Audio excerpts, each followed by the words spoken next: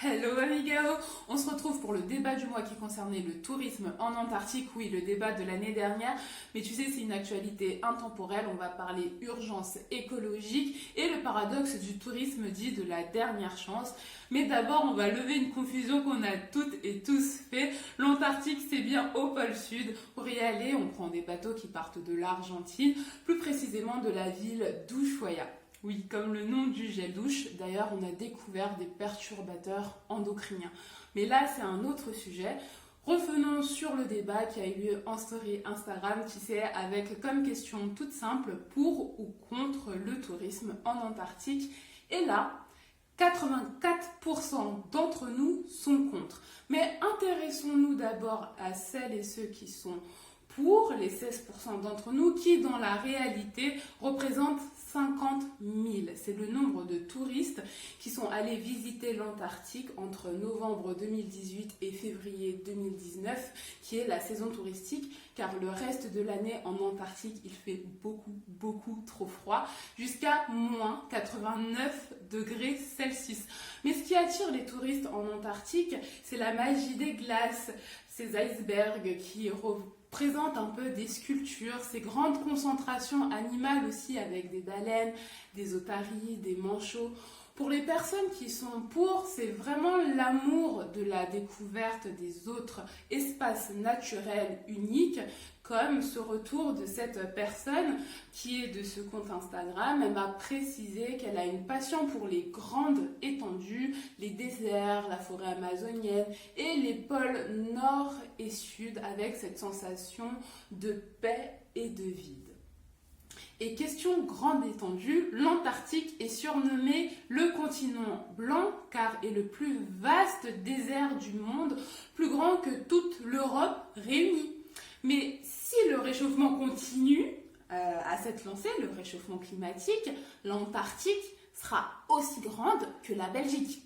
Bon, j'avoue, l'art de l'exagération. Trêve de plaisanterie. Passons maintenant aux 84% d'entre nous qui sont contre le tourisme en Antarctique. Il y a une personne, par exemple, qui m'a dit qu'il y a une sorte d'effet de mode avec le tourisme en Antarctique, comme le tourisme spatial. Alors oui, avant 1958, en fait, il n'y avait mais vraiment aucun touriste en Antarctique et ça n'a cessé d'augmenter, comme le montre ce petit tableau.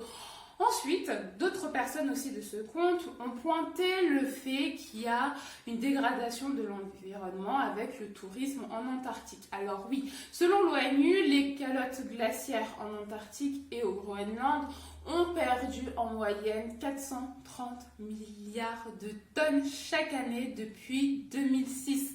En fait, c'est la source principale de l'augmentation du niveau des océans et du coup des ouragans qui se font dans les zones tropicales en général. En fait, tout est lié, on est dans un écosystème où tout est lié.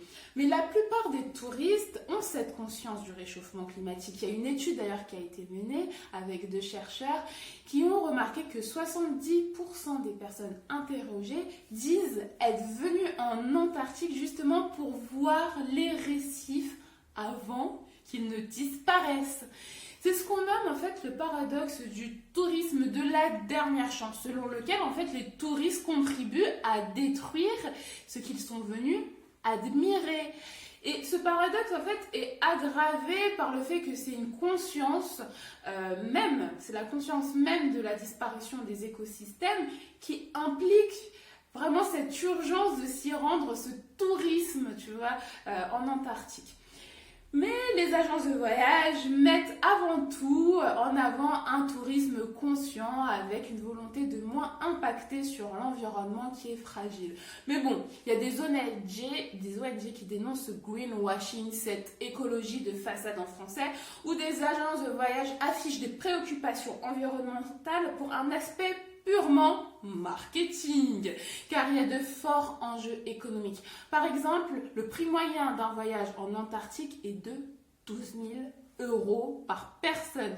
Mais comme tout produit de consommation, il se démocratise au fur et à mesure du temps en fonction de la demande et les agences de voyage low cost sont de plus en plus demandées en Antarctique et du coup la classe moyenne sera amenée à y aller à son tour. Voilà.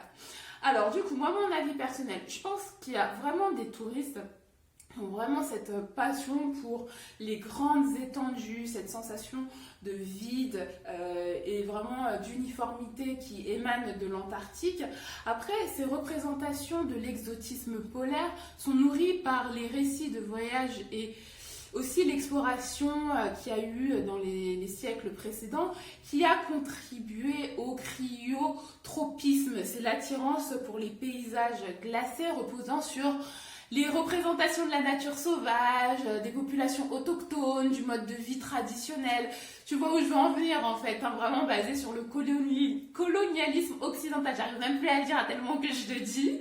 Et en fait, ces représentations sont accentuées actuellement avec l'ère des réseaux sociaux qui dictent certaines nouvelles tendances en matière de tourisme. Mais bon, voilà, dis-moi, Amigao, toi, quel est ton point de vue sur ce débat? Est-ce que tu connaissais d'ailleurs le tourisme dit de la dernière chance? Moi, franchement, je ne le connaissais pas du tout, c'est vraiment en faisant mes recherches sur ce sujet. Et pour finir, un tout petit débat en commentaire. Est-ce que tu penses qu'il faudrait interdire le tourisme en Antarctique et laisser vraiment seulement les professionnels y aller, donc les scientifiques ou les journalistes par exemple? On se retrouve en commentaire et dans tous les cas, Amigao, profite à fond de la poésie qui t'entoure. Ciao, ciao!